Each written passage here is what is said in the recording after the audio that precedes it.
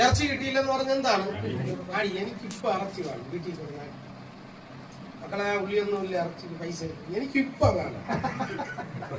ഒരു വീട്ടിൽ ഞാൻ 5 കിലോ ഇറച്ചിയാണ് ഒരു ദിവസം.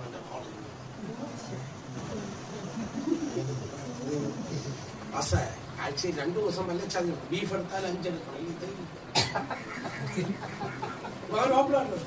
കുറച്ച് ദിവസം കഴിഞ്ഞപ്പോ എൻ്റെ അടുത്ത് പറഞ്ഞു, അല്ല നിനക്ക് കൊച്ചിൻ്റെ അമ്മ എന്നോട് ചോദിച്ചു, അല്ല നിനക്ക് എങ്ങനെ സംബന്ധമൊക്കെ എങ്ങനെ എന്നെ അത് സംബന്ധം ഓക്കെയാണ്. പിന്നെ ആദ്യം ഞങ്ങൾ 5 കിലോ ബീഫ് വെച്ച് തിരിഞ്ഞാലോ.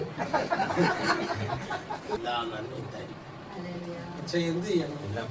ഞാൻ വാർക്ക പണിക്കൂടെ എന്ത് ചെയ്യണം?